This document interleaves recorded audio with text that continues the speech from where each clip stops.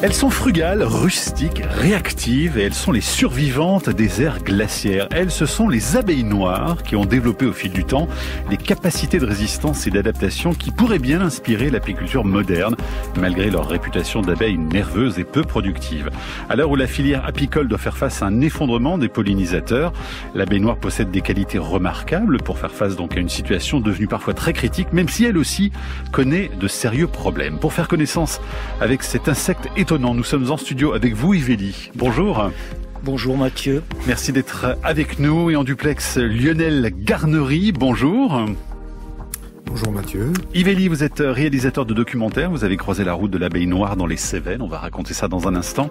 Depuis, vous êtes apiculteur et vous publiez aujourd'hui ce livre, La vallée de l'abeille noire, où vous vivez, c'est aux éditions Actes Sud. Et puis Lionel Garnery, vous êtes généticien des populations, évolutionniste, vous enseignez à l'université de Versailles, vous menez des recherches au CNRS et vous êtes président de la FEDCAN, c'est la Fédération Européenne des Conservatoires de l'abeille noire. On va donc se retrouver dans un instant pour parler de cette abeille qui vous mobilise tant et vous répondrez bien sûr aux messages des auditeurs, sans doute aussi des apicultrices et des apiculteurs qui nous rejoignent. franceinter.fr, le mot-clé, l'attaque sur les réseaux sociaux avec toutes les questions. Bonjour Camille Cronier. Bonjour Mathieu, bonjour à tous. À 14h30, on passe au vert et on reste avec les abeilles. Oui, des ruches volées ou saccagées partout en France. On en parle toutes les semaines en ce moment dans la presse. 14h45, nouveau reportage de Guy Vanctil sur l'altiplano bolivien où les lacs sont victimes de la sécheresse. Et puis enfin, dans sa chronique du vivant, Marc-André Sellos va nous parler de la forme des arbres en forêt. Voilà pour le sommaire de cette émission réalisée par Valérie Ayestaraï. Elle est préparée aujourd'hui par Anna Massardier avec à la technique Clément Berman. Mathieu Vidard, la terre au carré. Sur France Inter. Cette abeille noire, c'est l'abeille sauvage, c'est l'abeille naturelle. La nature a sélectionné sévèrement et n'a retenu que les meilleurs individus. C'est la seule abeille mellifère endémique, sauvage, naturelle, en France et en Europe de l'Ouest et du Nord.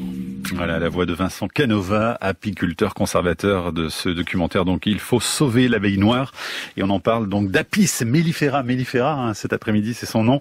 Cette abeille si particulière qui était façonnée par le froid polaire. On va le voir avec vous, Yvélie qui est apiculteur et Lionel Garnery, généticien. Racontez-nous d'abord, Yvélie, comment vous êtes devenu apiculteur dans les Cévennes, c'est votre région, vous qui étiez au départ auteur de documentaires. Bien, mon travail de documentariste, c'était surtout de filmer la relation homme-animal. Comme beaucoup d'entre nous, je suis fasciné par les animaux depuis mon plus jeune âge. Ouais. C'est d'ailleurs mon premier souvenir d'émission télévisée, La vie des animaux de Claude Larger. Ouais. C'est très marquant pour moi. Et j'ai toujours été fasciné par la complexité, la subtilité des relations entretenues par les hommes et les animaux. Et alors donc, c'était un peu le fil conducteur de tout mon travail de cinéaste. Et au cours de ces années de tournage, j'ai réalisé plusieurs films sur les abeilles, dont plusieurs qui étaient purement scientifiques, à le service du film de la recherche scientifique. Ouais. Et c'est à cette occasion d'ailleurs que j'ai fait la connaissance de Lionel, qui est avec nous aujourd'hui, et d'autres apidologues du CNRS. Et ensuite, dans les années 2000, j'ai effectivement fait aussi ce travail pour explorer la relation de la filière apicole moderne et son conflit avec les productions d'insecticides et l'application des insecticides dommageables pour les populations d'abeilles. Et vous avez été un des tout premiers, je crois, à faire des documentaires autour des néonicotinoïdes. Hein, oui, c'est ça, c'était même, je crois, le premier, en parallèle avec le travail d'un collègue qui, lui, avait travaillé sur l'état sanitaire des femmes travaillant dans les bananeraies et qui sont aspergées, en fait, comme les bananiers, par du fipronil par hélicoptère. Et c'est évidemment assez dommageable pour leur santé. Et l'abeille noire, alors comment vous êtes arrivé vraiment sur sa route? Eh bien, après avoir fait ce travail d'exploration de la filière contemporaine apicole pendant 2 ans, je suis retourné me ressourcer dans les Cévennes et j'ai tourné un de mes derniers films qui était en fait un documentaire ethnographique à l'agent rouge, je dirais, parce que c'est toujours été mon maître en la matière. Et c'était la rencontre merveilleuse avec un survivant d'une apiculture qui n'existe plus beaucoup en France et qui a été celle de nos aïeux pendant des millénaires, des siècles et des millénaires. Et cette apiculture traditionnelle, dans les Cévennes, se concrétisait par une tradition, celle des ruches-troncs, qui est un mode d'élevage traditionnel des abeilles noires, et qui bien sûr est complètement lié à cette abeille. Ouais. Et donc dans ce documentaire qui s'appelle L'arbre aux abeilles, qu'on peut voir en streaming, Lionel Garnery aussi intervient et nous avertit et il nous dit conserver une abeille comme l'abeille noire, ce n'est pas seulement conserver un génome, mais c'est conserver un ensemble de pratiques liées à cette abeille. Et ça se fait vraiment dans les troncs, parce qu'on parle des ruches-troncs, mais c'est exactement ça dont il s'agit. Oui, tout à fait. Le ruche-tronc est un ensemble architectural bâti autour de la biologie et pour la biologie de l'abeille noire, qui abrite plusieurs ruches-troncs, c'est absolument magnifique. Ouais. Ça ressemble tout bonnement à un théâtre. Il y a plusieurs gravures dans le livre qui le représentent. Ou un orgue, un grand orgue aussi. Un grand orgue également. On est dans l'esthétique. Comme dans beaucoup d'approches traditionnelles de l'agriculture, il s'en dégage une très très forte esthétique. Et c'est pas sans rappeler ce titre d'un livre merveilleux qui s'appelle Le théâtre d'agriculture, d'Olivier de Serres. C'est un des premiers ouvrages d'agronomie. Et là, on est dans quelque chose effectivement d'esthétique, de spectaculaire, et en même temps d'hyper biologique, on peut même dire de bioclimatique. C'est toute une architecture dédiée au bien-être de l'abeille. Anna Massardier, qui a préparé ce dossier, a mis d'ailleurs sur le compte Instagram, en story, une image de ces ruches-troncs, parce que c'est tellement particulier qu'il faut les voir. Donc allez regarder à quoi ça ressemble. Et puis vous verrez également l'abeille noire, parce que c'est quand même notre vedette cet après-midi. Lionel Garnery, donc on a compris que vous aviez collaboré très tôt avec Yves Elie. Vous êtes scientifique, vous avez écrit la postface de son livre. Comment vous êtes-vous intéressé vraiment à l'abeille noire alors en tant que chercheur ? Bien, en fait, ça a commencé au cours de ma thèse, puisque en fait l'objectif de ma thèse c'était de retracer l'histoire évolutive à l'échelle de l'espèce. Donc j'ai commencé en fait sur une échelle relativement grande, puisque ça couvrait l'Europe, le Proche-Orient et l'Afrique. Et puis au fur et à mesure de mes travaux, en fait, j'ai plus particulièrement étudié une des lignées évolutives et plus particulièrement celle qu'on trouve en France. Et c'est naturellement en fait que je suis venu à étudier cette abeille noire, qui est l'une des plus anciennes en fait finalement sur les territoires, une des premières qui a colonisé son aire de répartition. Donc c'est vraiment l'abeille sauvage, l'abeille noire ? Alors c'est l'abeille originelle, évidemment, elle a été manipulée en fait par l'homme, mais de manière douce, je dirais, en fait, par les méthodes traditionnelles. Ce n'est que récemment, en fait, qu'on a assisté en fait à une dégradation de la structure des populations. Ouais, donc Apis mellifera, Yves Elie, ça veut dire quoi alors exactement ? Alors du latin apis, l'abeille, mel, le miel, ferrare, porter, et c'est donc une redondance apis mellifera, qui, je pense, dans l'esprit de Linné, qui a opéré cette classification des espèces, était une manière de rendre hommage à cette abeille qui a nourri en miel des générations et des générations d'Européens. Et donc vous dites que c'est l'abeille originelle, ce qui veut dire que, contrairement aux idées reçues et aux certains déguisements qu'on peut voir, les abeilles ne sont pas toutes jaunes et noires et surtout pas à l'origine. Non. Comment elles sont devenues un peu jaunes alors ? Peut-être via les créations de Walt Disney, entre autres, Maya l'abeille, et des choses similaires. Et puis aussi, esthétiquement, c'est plus facile de faire une peluche attractive à dominante jaune qu'à dominante brun foncé. Ouais. Et je crois que c'est tout bonnement pour une question de plaisir des yeux, et ça ne signifie bien sûr pas grand-chose en matière de biologie des populations d'abeilles en Europe. Qu'est-ce qu'elles ont de si particulier alors ces abeilles noires pour que vous soyez autant impliqués aujourd'hui et que il faille s'y intéresser à nouveau au fond ? Je vais vous dire quelque chose qu'on dit rarement. Leur cuticule, c'est-à-dire leur enveloppe, est particulièrement bien cirée et garnie en cire. Vous savez que la cuticule des hannetons brille intensément et a des reflets fantastiques. Et la cuticule de cette abeille, qui a été forgée au froid, a probablement une dose particulièrement importante de cire protectrice. Ouais. qui a une vertu pour moi merveilleuse, ça reflète le ciel. Alors c'est purement esthétique ce que je vous dis, mais ce que je veux dire par là, c'est que cette abeille, qui est notre abeille tutélaire, qui est riche d'histoire, est une abeille qui est une voie on va dire, d'alliance privilégiée de l'homme moderne avec le monde des insectes, des pollinisateurs. Parce que c'est, pour ainsi dire, une passerelle merveilleuse, chargée d'histoire et de pratiques aussi, qui nous invite à revisiter notre rapport à l'animal. C'est une façon de retrouver, au fond, un lien qu'on aurait perdu. Hein. Tout à fait. Alors ça, c'est presque la vision du poète, hein, j'allais dire, en tout cas de l'amoureux, hein, parce qu'on sent votre sensibilité par rapport à cet insecte. Donc du coup, je vais poser la question au scientifique conservateur, Lionel Garnery. Pour vous, pourquoi il faut s'intéresser vraiment à cette abeille noire alors aujourd'hui ? C'est en raison de son adaptation au milieu, en fait. Il y a une diversité au sein de cette espèce qui est remarquable, hein, puisqu'on observe entre 26 et 29 races géographiques, hein, ou sous-espèces. Et chacune, en fait, est adaptée à son écosystème, à un environnement particulier, un climat, une flore. Et donc cette abeille noire, elle est particulièrement adaptée au climat tempéré, froid, et à la flore ouest européenne. Et aux conditions rudes. Il faut s'y intéresser. Mais oui. Comme par exemple, en fait, elle est probablement aussi importante en fait parce que elle permet de mieux capter le rayonnement des soleils et de réchauffer en fait cette abeille dans les climats froids. Et donc cette couleur noire, elle est probablement adaptative. Alors justement, on va partir à Ouessant, hein, parce que c'est un des premiers lieux finalement en France où on a remis vraiment l'abeille noire sur le devant de la scène, avec ce reportage de août 2016 sur BFM TV, Christophe Orlac et Romain Morin qui sont apiculteurs à la Ruche Noire. Comme tous les matins, Christophe et Romain font le tour de l'île en voiture. Ils se rendent de ruche en ruche pour récolter le miel d'été. C'est l'abeille noire bretonne qui est conservée sur l'île d'Ouessant depuis 30 ans.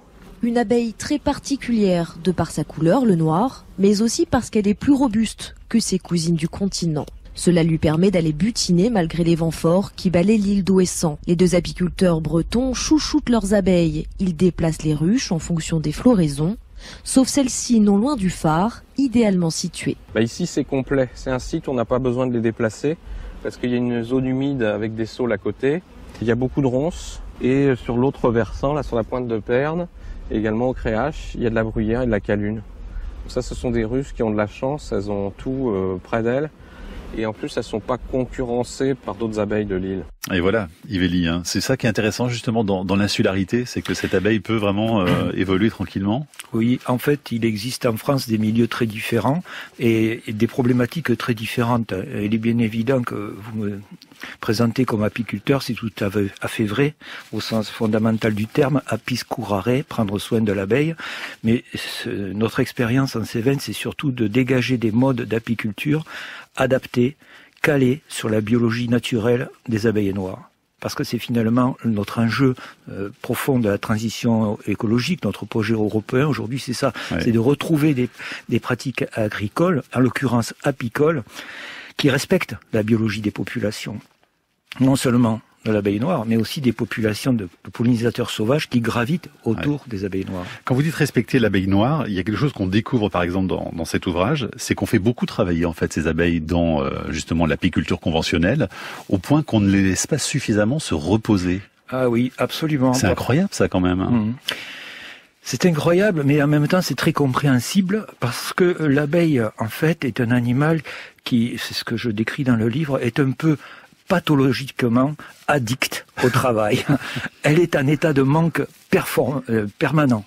Et c'est lié bien sûr à l'espèce, à l'origine de son espèce. Lionel pourra certainement bien en parler de cela.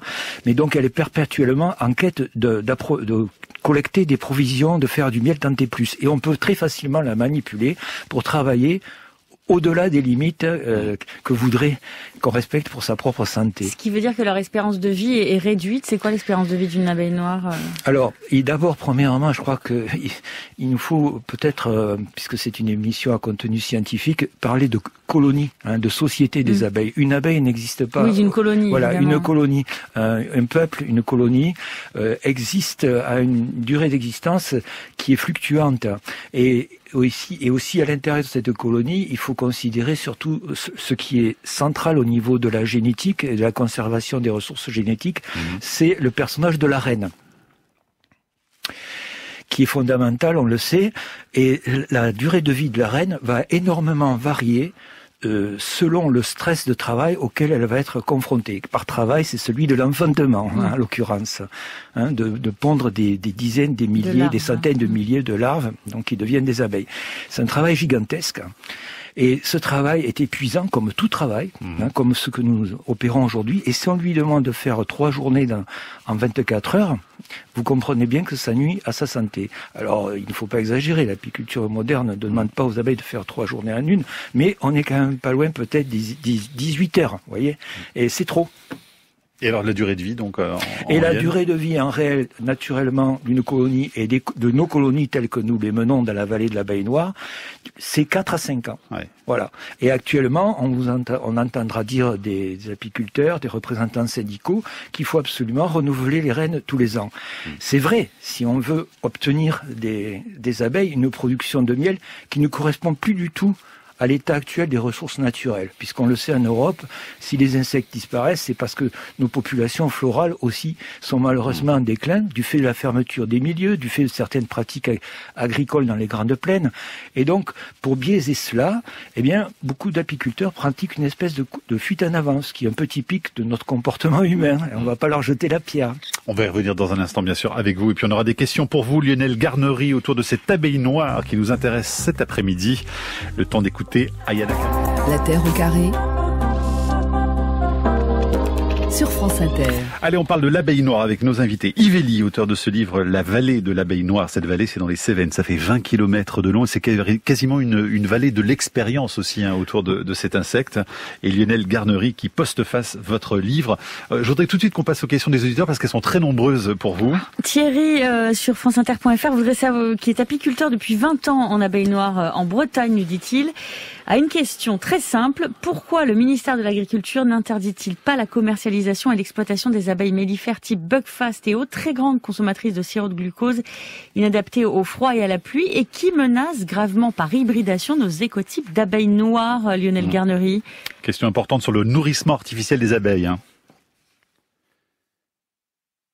Lionel Garnery, qu'on a... Il doit être avec nous. Vous nous entendez?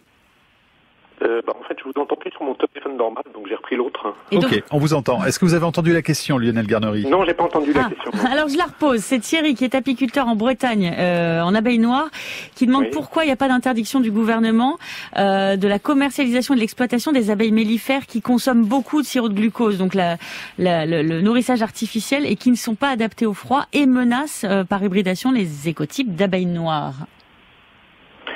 En fait, c'est un problème de législation. Donc, en fait, il n'y a aucune régulation à l'heure actuelle, en fait, en dehors de régulation sanitaire sur le transport des abeilles et la diffusion des abeilles. Donc, en fait, on peut acheter des abeilles un peu partout dans le monde. Il y a des abeilles qui arrivent d'Italie, de Grèce, du Caucase. Il y en a qui arrivent d'Amérique du Sud pour reconstituer en particulier les cheptels. Et surtout, en fait, on les utilise sous forme hybride, puisque les hybrides, en fait, sont des hybrides de production qui permettent de produire beaucoup plus.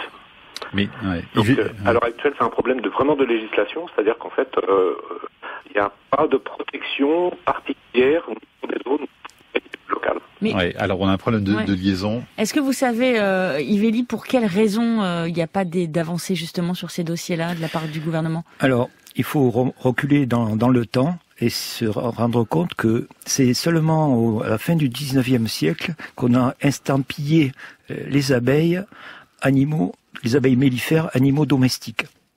C'est une longue histoire de cohabitation des hommes et des abeilles dans les villes, car les abeilles dans les villes, ça date pas d'hier. Oui, ça remonte. Et au moment de l'expansion urbaine, il y a eu conflit d'usagers entre les gens qui avaient des ruches, les abeilles, et puis l'attraction animale, les chevaux. Les abeilles faisant très mauvais ménage avec les chevaux. Il y a eu des accidents mortels, etc.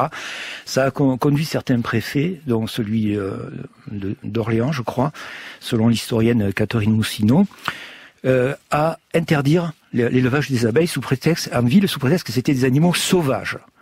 Or, et ça s'est passé dans plusieurs villes.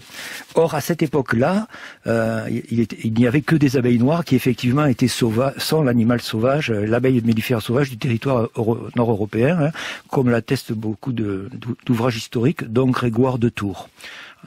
Alors, à partir de là, il y a eu toute une classe d'apiculteurs mondains qui étaient les apiculteurs de l'époque. L'apiculture était déjà à la mode, mais dans la haute société, à côté de la serre d'orchidées, on avait dans les hôtels, voilà, tout à fait, dans les hôtels parisiens, dans le parc, on avait quelques ruches, et après le dîner, on allait montrer aux amis. Bon, c'est un peu ce qui se passe encore aujourd'hui, hein. Oui, si vous voulez. Mais alors, ces gens-là, qui avaient de l'entre-gens politique, ont obtenu de la Chambre des députés et du Sénat qu'on cesse de taxer les abeilles mellifères d'animaux sauvages, ce qui correspondait en fait à la réalité biologique, et qu'on les baptise animaux domestiques. Car à partir de là, il devenait impossible d'interdire leur élevage en ville. C'est des animaux domestiques. Ça change tout au nom de la loi, au vu de la loi. Et c'est un tour de passe-passe qui fait qu'à partir de là, l'abeille mellifère, dont l'abeille noire, ne bénéficie pas de protection légale comme peuvent en bénéficier des animaux sauvages, problématiques que vous connaissez, les lois du CITES, etc. Donc, après, bien sûr, il y a ce bémol qui nous interroge, c'est que nous avons, nous, êtres humains, une relation séculaire et millénaire avec cette abeille. Donc, c'est en quelque sorte un troisième type d'animal, et vous savez que la loi ne fait pas toujours trop dans le détail, c'est blanc ou noir, coupable ou innocent, c'est souvent comme ça. C'est sauvage ou domestique, hein, mais et bien voilà, il reste à inventer pour le bien de l'abeille une troisième catégorie, un statut, un troisième type en fait d'animal qui pourrait être élevé par l'homme, mais dont on ménagerait la biologie. Lionel Garnery, encore un petit mot sur le nourrissage artificiel, parce que c'est vraiment important, et ça nous dit aussi quelque chose sur l'affaiblissement des colonies d'abeilles aujourd'hui. Oui, tout à fait. En fait, déjà c'est le témoin en fait de la non-adaptation des abeilles qu'on importe. Puisqu'en fait, s'il y a besoin d'un nourrissement, et en particulier le nourrissement fortement augmenté ces dernières années, c'est seulement parce que les abeilles ne sont plus en phase avec les floraisons locales, hein, c'est ce qui fait l'adaptation de notre abeille noire, et donc en fait on nourrit de plus en plus. Et il y a des articles qui ont été déjà publiés, en particulier par une équipe américaine, et qui montraient que évidemment le supplément en sucre en fait n'apporte pas toutes les substances qui sont nécessaires au développement des défenses immunitaires des abeilles. Ce qui fait qu'en fait, en nourrissant avec du sirop artificiel, on a une tendance évidemment à affaiblir les populations d'abeilles et à les rendre plus sensibles aux maladies. Oui, parce qu'on réduit leur capacité de défense immunitaire en fait, hein, c'est ça qui se joue. Hein. Voilà, c'est ça qui se joue. Ouais. Donc, en fait, on travaille sur plusieurs niveaux. Hein. C'est-à-dire qu'il y a déjà une faiblesse en fait qui est liée au manque d'adaptation au milieu, et puis ensuite, évidemment, en fait, le développement des défenses immunitaires en fait qui leur permettent de résister à certaines maladies. Yves, vous avez combien de ruches aujourd'hui? Alors, avec ces ruchers troncs dont on parlait tout à l'heure, ça représente combien de colonies d'abeilles?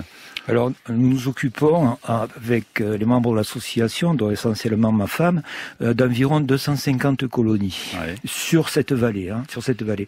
Et ces colonies ne sont pas du tout toutes en ruche-tronc, parce que la ruche-tronc a très bien fonctionné pendant des siècles et des millénaires, mais c'est aussi comme Ouessant un phare, parce qu'elle nous dit, regardez, j'ai fonctionné très bien pendant des siècles et des millénaires, ce qui a justifié la construction de ces merveilleux ensembles architecturaux.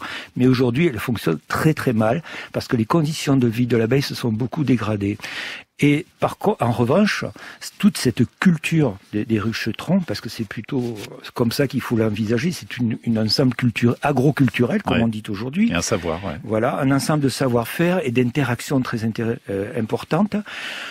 Cet ensemble-là contient une foule d'enseignements à appliquer de manière adaptative aux conditions actuelles de l'environnement. C'est-à-dire qu'en clair, nous avons testé pendant 10 ans sur ces 250 colonies, surtout l'application des principes d'élevage du rucher-tronc adaptés au matériel moderne, des ruches à cadre. Alors c'est très intéressant parce que dans cette culture des ruches-troncs, on trouve des grands axes d'élevage qui sont pile poil les règles de conduite, de conservation du naturel des colonies d'abeilles qu'a mis en évidence Lionel Garnery pour la zone cœur des conservatoires d'abeilles noires. Autrement dit, dans les pratiques traditionnelles, ça rejoint la science, quoi, finalement. Rejoint parfaitement les nouvelles mises au point et découvertes, en quelque sorte scientifiques. C'est prodigieusement intéressant. Alors essentiellement, c'est très simple. Ce sont des règles très simples de vie des abeilles, de respect de la biologie, sédentarité des colonies, pas d'intervention sur leur reproduction. On laisse les abeilles libres de se reproduire à leur idée, quand elles le souhaitent, et on les laisse libres de commencer à travailler quand elles en ressentent le besoin et de cesser quand elles en ressentent le besoin. Bon, on va en discuter tout à l'heure parce que c'est aussi le message d'espoir que vous livrez dans cet ouvrage, mais c'est aussi accepter le fait d'avoir peut-être des récoltes de miel un peu moins importantes. Hein. Vous nous le direz aussi tout à l'heure. On continue la discussion et on reste dans le domaine des ruches. France Inter. La Terre au carré. À 14h30 avec vous, Camille Cronier, qui nous parlait donc des vols et saccages de ruches. Oui, pas une semaine ou presque sans que ce ne soit relayé dans la presse locale partout en France. Exemple avec Mathieu Noireau, apiculteur depuis 4 ans à Saint-Martin-d'Abas, c'est pas loin d'Orléans. Il y a 2 semaines, 130 de ces ruches, moitié élevage, moitié production de miel, installées tranquillement en bord de Loire, ont été complètement retournées. C'est une zone de guerre, vous avez des abeilles partout par terre. Les ruches, on savait même plus lesquelles allaient où, parce qu'elles étaient les unes sur les autres. Vous vous retrouvez aussi avec les cadres de miel à l'extérieur étalés par terre, donc des abeilles écrasées encore, je vous en parle même pas. Pendant que les survivantes, elles, sont prêtes à en découdre. Les abeilles, elles vous laisseront pas sortir de la voiture si vous n'êtes pas habillé. Elles vont se remettre en mode kamikaze et elles vont vous sauter à la gorge.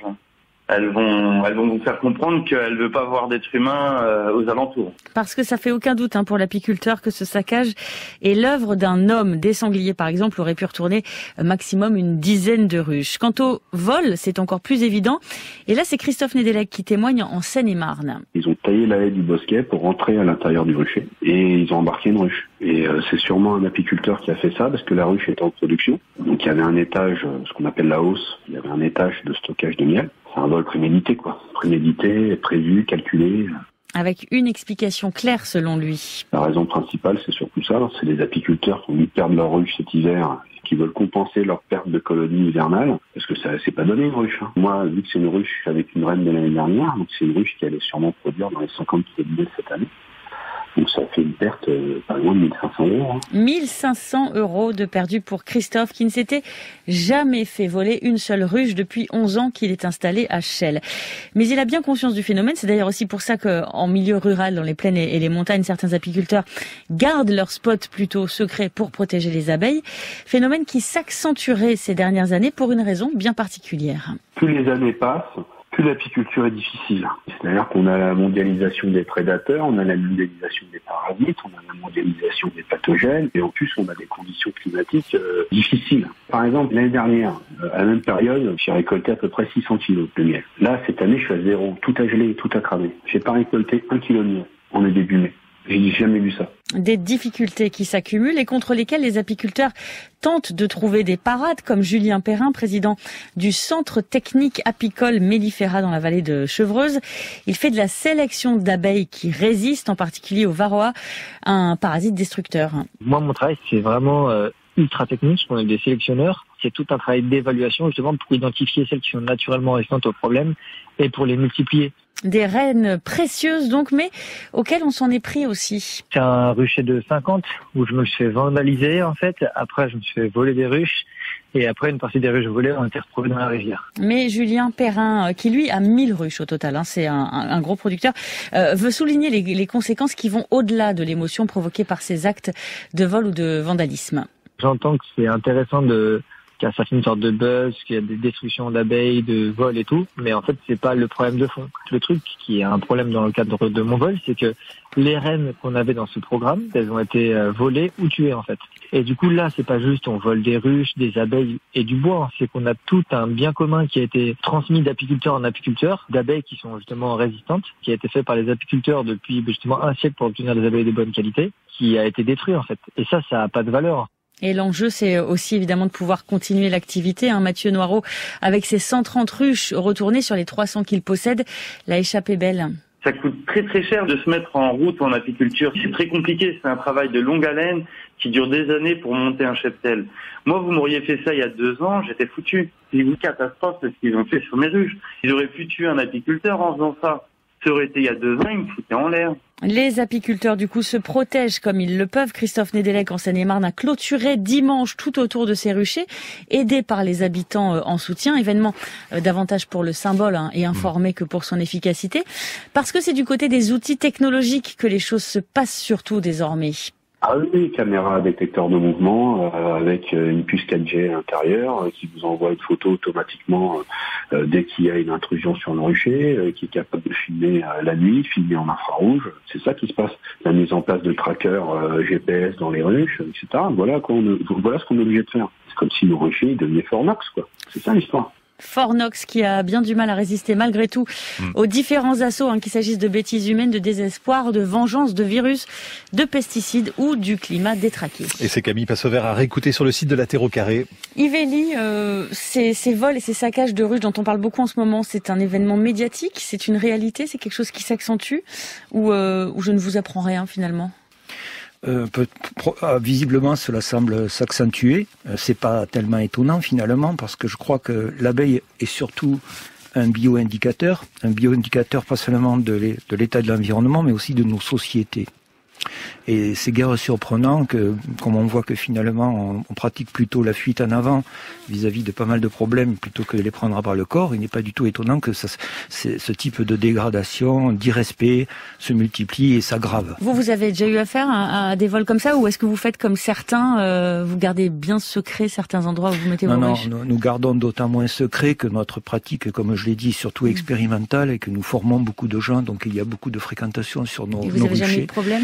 Bien sûr que si. De moindre importance, comme le deuxième cas évoqué là, vers Chelles, en Île-de-France, parce que nous sommes une région extrêmement rurale. Notre commune sur laquelle se situe la vallée de Pont-de-Montvert, nous avons 3,4 habitants au kilomètre carré, donc ça vous donne tout de suite l'image des lieux. Et dans ces contextes-là, il est beaucoup plus difficile de commettre des actes de vandalisme, parce que l'anonymat n'existe pas en fait. Mais c'est extrêmement triste quand même. On entendait cet apiculteur qui rend sa ruche tel Fort Knox avec des technologies partout. Oui. C'est à pleurer quand même d'entendre ça. Le faire. Oui, bien sûr. On comprend tout à fait cette réaction, mais encore une fois, là, c'est une forme de fuite en avant, parce que c'est pas ça qui va résoudre le problème. Il y a une chose qui est fondamentale vis-à-vis des abeilles, c'est le fait que c'est un animal qui nous est quand même très étranger. Il est beaucoup plus loin de nous qu'un mammifère. Imaginez-vous ce que serait la réaction des Français s'il y avait dans l'élevage ovin, par exemple, ou bovin, 30% de pertes en moyenne par an. On rirait catastrophe, alerte générale, etc. Or, la moyenne des pertes des colonies d'abeilles, de mortalité, se situe bien souvent au-delà de 30%. Et ça reste un problème relativement abstrait, parce que nous n'avons pas du tout le même lien émotionnel. Alors que ces animaux nous rendent des services incroyables, évidemment. Les pollinisateurs, sans eux, il n'y aurait pas la plupart des aliments dont on se nourrit aujourd'hui. Alors qu'ils sont fondamentaux pour notre alimentation, qui sont très importants à bien des aspects, mais il n'y a pas ce lien fort émotionnel, et donc ça existe, ça peut expliquer aussi toutes sortes de dérives. Allez, on vous retrouve dans un instant pour la suite de notre discussion.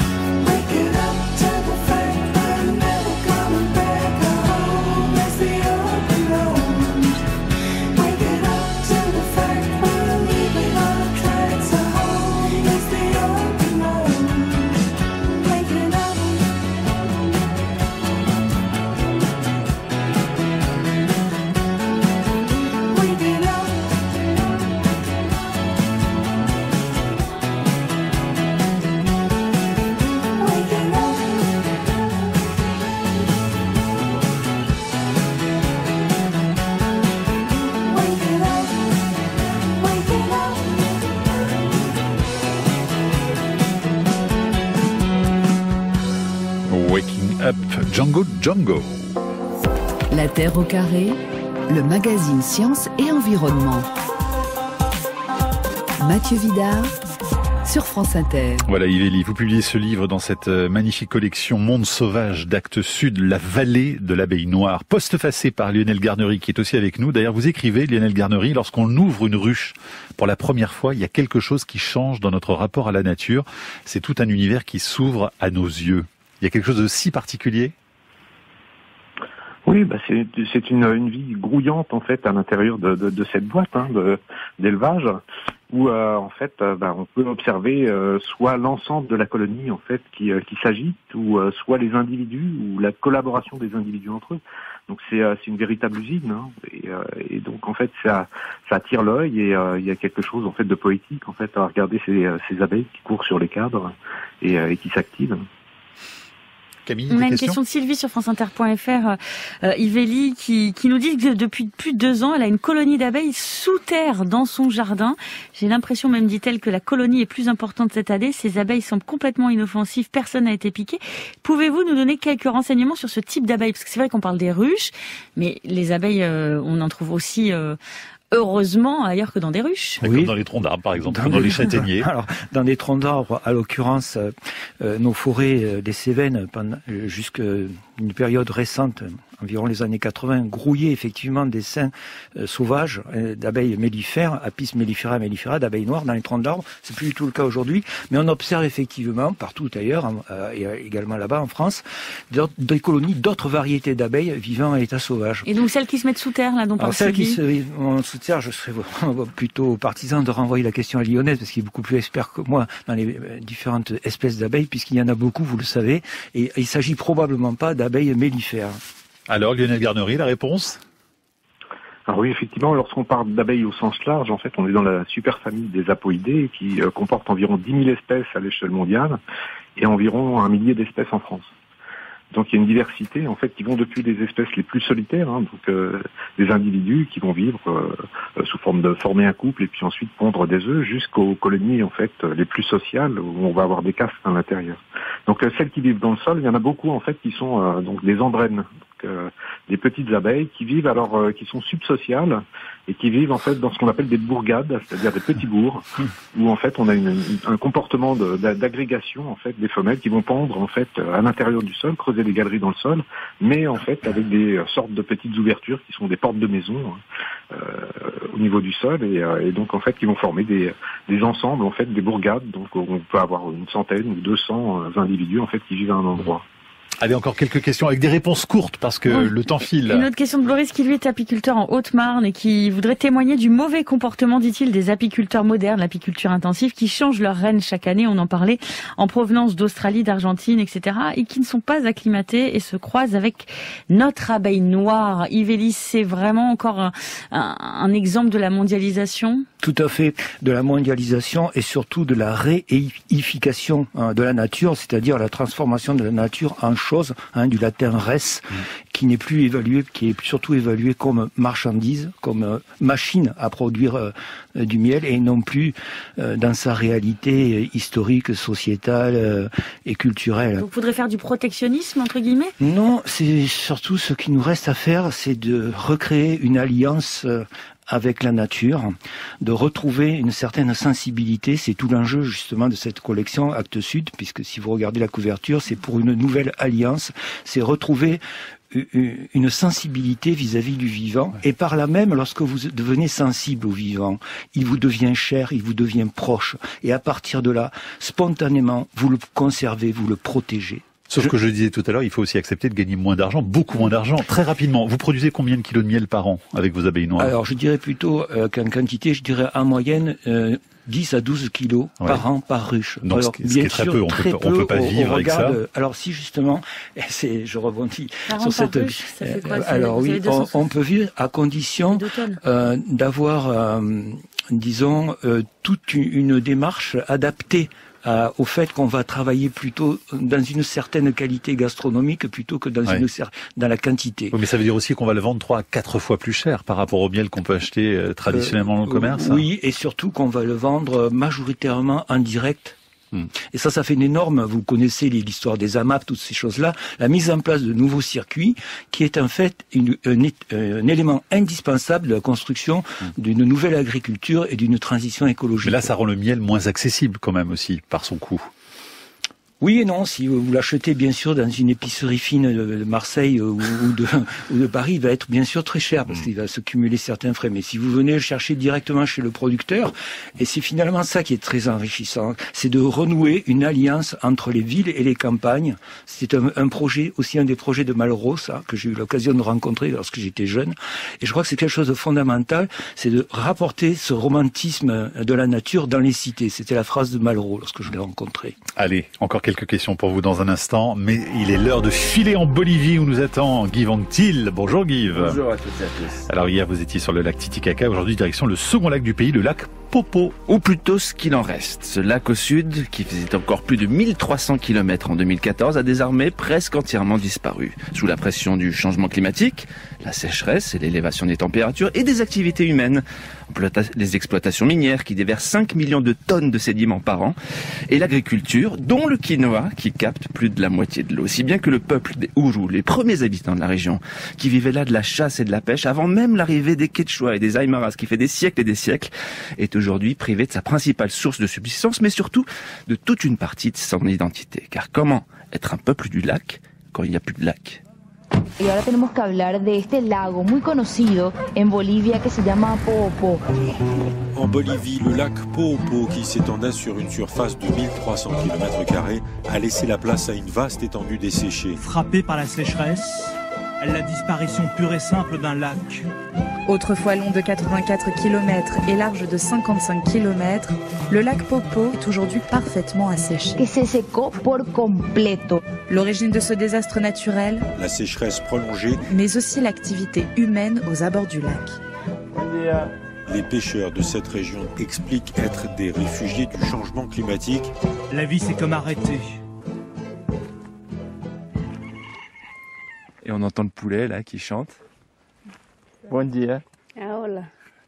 Yo me llamo Rosemary Choque. Je m'appelle Rosemary Choque. Esta es mi comunidad, Puñaca Tinta María. Et voici ma communauté, Puñaca de Tinta María. De los Urus, aquí al lago siempre bien. Nous, on fait partie des Uru et on a toujours vécu du lac, au bord du lac, de la pêche et de la chasse. On a toujours vécu de ça. Sí, los Urus eran antes siempre, antes que llegue oui, el sol, les Uru, ils ont toujours été là depuis l'arrivée du soleil, depuis le Christ, avant même. C'est depuis très très longtemps. Como el lago se ha secado. Mais depuis que le lac est sec, on est remonté un peu ici, on est près des collines. Le lac, il est où? Le lac, il est très loin d'ici. Puis de toutes les façons, il n'y a plus de lac, il est sec. Parce que là, ce que je vois de là, c'est un paysage effectivement très sec. On est contre des collines et derrière nous, il y a une espèce d'énorme terrain vague à perte de vue, comme un désert. C'était ça le lac avant? Sí, de Oruro hasta allá era el lago de nosotros. Avant, le lac, il allait de Oruro, la ville qui est beaucoup plus loin, jusqu'ici. Largo hasta aquí siempre. C'était un lac très grand et c'était notre lac. Pero nos ha quitado todo. Mais là, ils nous l'ont enlevé. Más o menos hasta aquí abajo que se ve blanco nomás hasta ahí era. Oui, il y a des taches blanches. C'était ça le lac. Là, en fait, normalement, on serait venu il y a quelques années, on serait au bord de l'eau ici. Sí. Sí, era hermoso, lindo, era como decía, grandes los peces, eran grandes. Oui, il était merveilleux comme lac, très beau. Puis il y avait des poissons énormes, maintenant ils sont tout petits. Pero después se ha secado con la contaminación. Mais maintenant il a disparu, il est devenu de plus en plus sec, aussi à cause de plusieurs facteurs, la pollution, les paysans qui abusent de l'eau pour leurs champs, pour leurs animaux. Ça, plus la chaleur qui est de plus en plus forte et qui fait disparaître le lac. En effet, cette sécheresse est dramatique pour les populations et également pour la faune. Près de 200 espèces d'oiseaux, de mammifères et de poissons ont disparu. Je m'appelle Félix Mauricio Suna. J'ai 81 ans.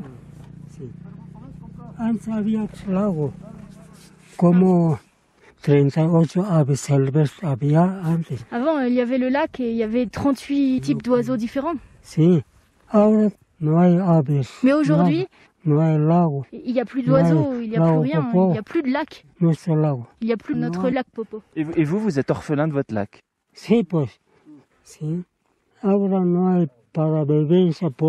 Maintenant, il n'y a plus beaucoup de moyens de survivre. C'est pour ça qu'on est en train de faire ces briques en adobe, en terre, qu'on vend. C'est des briques de terre et de paille là qu'on voit, et c'est vrai que vous êtes couverts de boue. Et on voit que vous avez creusé les restes entre les cabanons, vous avez creusé pour attraper le reste de limon qui restait pour faire ces briques et en vivre. Maintenant voilà, il n'y a plus l'eau, vous essayez de vivre de la terre qu'il y avait à la place du lac. Oui, on n'a plus de quoi vivre depuis qu'il n'y a plus de lac. C'est pour ça que je suis obligée de faire ça pour vivre. L'un des derniers purges Urus l'avait dit avec fierté: nous autres, le peuple du lac, nous ne sommes pas des hommes. Nous ne pouvons pas nous noyer. Nous ne sentons pas le froid du lac pendant les nuits d'hiver. La poudre ne peut nous frapper. Nous ne sommes pas des hommes. C'est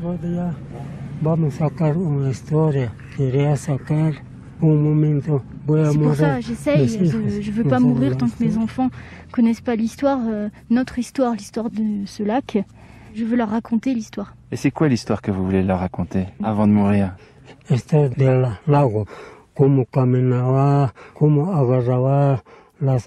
veux lui raconter l'histoire du lac, comment on vivait, comment on chassait les oiseaux.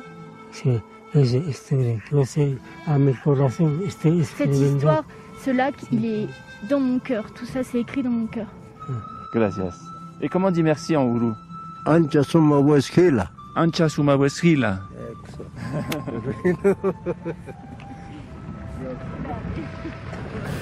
Ah oui, c'est long, merci quand même. Oui, ne me demandez pas de le répéter à nouveau, s'il vous plaît. En Bolivie, les orphelins du lac Poopó. Donc c'est un reportage avec Maëlle Mariette qui a assuré la traduction qu'on peut retrouver en podcast avec les photos sur le site de la Terre au Carré, Guy. Et demain, on retourne avec les pêcheurs du lac Uru dans le village de Yapayapani, au milieu même du lac disparu. Et ce sera le dernier épisode de la semaine, car on aura la deuxième partie la semaine prochaine. Yvélie, un petit mot justement sur ce qu'on vient d'entendre, parce que c'est ce qu'on se racontait un petit peu hors antenne, la perte, alors la sécheresse avec la disparition de l'eau, la perte des poissons, et là on parle aussi des abeilles noires. Tout ça, c'est le lien au vivant que nous avons et qui pose problème. Tout à fait.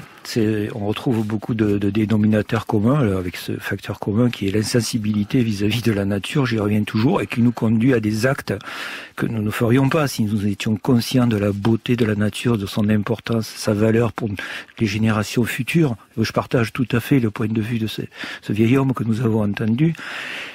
Et c'est ce qui m'a poussé aussi à raconter cette histoire d'abeilles noires. C'est-à-dire, attention les amis, il n'existe pas que la forme d'apiculture industrialisée qu'on voit aujourd'hui majoritairement. Nos ancêtres n'ont pas pratiqué de la sorte avec les abeilles, ils l'ont pratiqué avec bénéfice et succès pendant des siècles et des millénaires. Et si aujourd'hui nous suivons leur cheminement, nous pouvons également trouver une cohérence de vie, un bien-être de vie avec les abeilles, tout en respectant avant tout leur propre bien-être, le nôtre et aussi celui de ceux et de celles qui mangent le miel. Mais il y a un message positif et optimiste plutôt qu'une leçon de morale, finalement, au cœur de ce livre. Oui, je crois que nous sommes accablés de contraintes, de restrictions de la liberté de nos jours, et qu'il est important de dégager, d'expérimenter des voies qui peuvent nous apporter un certain bien-être. Alors, c'est vrai que c'est une notion un peu galvaudée, et on peut aussi employer le mot respect de la biologie des populations, tout simplement, parce que bien-être, lorsque la biologie de nos populations, y compris de notre population humaine, est respectée, cela génère du bien-être. Question de Jean-Pierre sur franceinter.fr, Lionel Garnery. Quel lien avec les abeilles noires de Sicile, très présentes dans le jardin d'une amie, nous précise-t-il? Alors, les abeilles noires de Sicile, en fait, effectivement, il existe plusieurs sous-espèces qui ont des couleurs noires, et en Sicile, en fait, c'est normalement Apis mellifera sicula, c'est-à-dire c'est une autre race. Donc ça correspond pas à l'abeille noire, en fait, que l'on a en France. Donc elle est mal nommée abeille noire de Sicile, entre guillemets, ou en tout cas, il ne faut pas faire d'amalgame. Je dirais abeille noire de Sicile, ça me dérange moins, parce qu'en fait, le terme abeille noire, c'est un nom vernaculaire. Hein. Mais par contre, ça ne correspond pas en fait aux adaptations. Les abeilles siciliennes, elles sont adaptées à un climat méditerranéen insulaire qui n'a rien à voir avec celui qu'on a sur le continent en France. Yann, lui, voudrait savoir s'il est possible d'avoir des ruches dans son jardin en laissant la production dans la ruche, en laissant le miel dans la ruche sans le récolter. C'est possible ça, Yvélie ? Parfaitement, à quoi ça sert ? Parfaitement. Ça sert au plaisir d'élever des abeilles dans son jardin, ce qui est déjà immense. Mais vaudrait mieux pas, pour le coup, les laisser vivre leur vie à l'état sauvage sans les mettre dans une ruche ? Oui, dans ce cas-là, vous n'avez pas à intervenir. Ouais. Et elle se débrouille très bien toute seule. Et elle se débrouille très bien toute seule, sous réserve que l'environnement soit propice à leur existence. Donc avoir une ruche dans son jardin, c'est un petit plaisir égoïste, ce que vous êtes en train de me dire. Je dirais pas que c'est égoïste, parce que ça peut contribuer à développer justement un lien avec ce qu'il y a autour de nous, le cosmos, l'environnement. C'est justement un mode d'alliance, ce terme de do que les Japonais utilisent, un chemin d'alliance avec ce qui nous entoure. Merci beaucoup en tout cas à tous les deux. Yvélie, donc la vallée de l'abeille noire, c'est chez Actes Sud. Et puis on peut, Lionel Garnery, pour tous ceux qui sont intéressés par la conservation de l'abeille noire, avoir tous les renseignements sur le site internet de la Terre au Carré. On a mis le lien avec votre fédération. Merci beaucoup à tous les deux d'être venus. Bon retour dans les Cévennes, Yvélie. Merci Mathieu. À très bientôt et on finit avec la chronique du vivant. France Inter, la Terre au carré. Marc-André Sellos, bonjour. Bonjour Marc-André. Bonjour. Alors aujourd'hui, vous nous parlez de la forme des arbres en forêt. Oui, vous connaissez bien cette forme avec un long tronc lisse, surmonté de branches ramifiées qu'on appelle le houppier. Mais cette allure est inattendue en fait. Ça veut dire quoi inattendu, Marc-André ? Quand il était plus jeune, l'arbre était un arbuste chargé de branches proches du sol. Or il pousse par en haut, il devrait donc rester des branches basses. Et d'ailleurs, un arbre au milieu d'une pelouse est encore ramifié à sa base. Bon, bien sûr, me direz-vous, en forêt, les branches basses meurent faute de lumière. Oui, mais elles ont occupé un volume plus grand que le tronc et il devrait au moins rester des branches mortes. Or, elles ont disparu. On dit qu'elles ont été élaguées. Et parfois, on trouve des branches basses mortes dans certaines forêts quand même, hein ? Oui, en particulier dans des plantations d'espèces introduites. Les épicéas plantés en plaine, alors qu'ils sont normalement montagnards, ou les pins insignis et les cyprès de Bretagne, introduits d'Amérique, ou encore les Douglas, les pseudo-tsugas, qui sont également américains. Que leur arrive-t-il donc alors que les espèces indigènes s'élaguent bien ? Eh bien, c'est que l'élagage naturel est en fait microbien. Des champignons attaquent les branches basses, qui sont spécifiques de chaque espèce d'arbre. Ce sont soit des parasites des branches affaiblies par l'ombrage, soit de simples décomposeurs de bois morts par eux-mêmes. Ces champignons-là ne pénètrent pas dans le tronc et disparaissent une fois que la branche est résorbée. Ces microbes n'ont pas toujours été introduits avec les arbres exotiques et les champignons locaux n'y peuvent rien. Je vous le disais la semaine dernière, introduire un arbre au sol n'a pas de sens. Il nécessite toujours des alliés qui lui sont vitaux. Et alors, en quoi l'élagage est-il vital ? Bonne question. D'abord pour nous. Car sinon, les planches sciées dans le tronc auraient plein de nœuds correspondant aux vieilles branches incluses dans le tronc lors de sa croissance. Et ces nœuds tomberaient ou dévaloriseraient le matériau techniquement et esthétiquement. Mais surtout, l'élagage naturel est vital pour la plante, car une branche morte ou affaiblie met en communication l'extérieur et le cœur du tronc. C'est une voie d'entrée pour des parasites qui dévoreraient le cœur du tronc et le fragiliseraient face au vent. En éliminant la branche morte, les champignons qui élaguent favorisent une cicatrisation et une fermeture de l'écorce autour du point d'où partait cette branche. Le tronc devient alors lisse, protégé par l'écorce, et sa structure est plus résistante au vent que si elle englobait des branches mortes ou moribondes dans sa croissance. En quelque sorte, donc, ces champignons sont des bienfaiteurs. Oui, et ça appelle deux conclusions. Premièrement, l'acquisition de la forme d'un organisme passe par la mort de certaines de ses parties. Regardez vos doigts, ce qui les a séparés, c'est la mort précoce des cellules qui les reliaient dans l'embryon que vous avez été. Deuxièmement, les microbes remplissent de très nombreuses fonctions. Ici, ils façonnent le tronc et les propriétaires qui doivent payer un élagage manuel des espèces exotiques en connaissent la valeur. La forme de l'arbre en forêt n'a rien de spontané. C'est une sculpture que nous voyons quotidiennement en méconnaissant ses auteurs. Des champignons, sculpteurs du vivant. Très belle histoire, Marc-André Sellos. Merci beaucoup, en partenariat votre chronique avec le Muséum national d'histoire naturelle. Et bien sûr, on retrouve d'autres histoires de microbes dans ce livre que vous signez Jamais seul aux éditions Actes Sud. À la semaine prochaine. Au revoir Marc-André. À bientôt.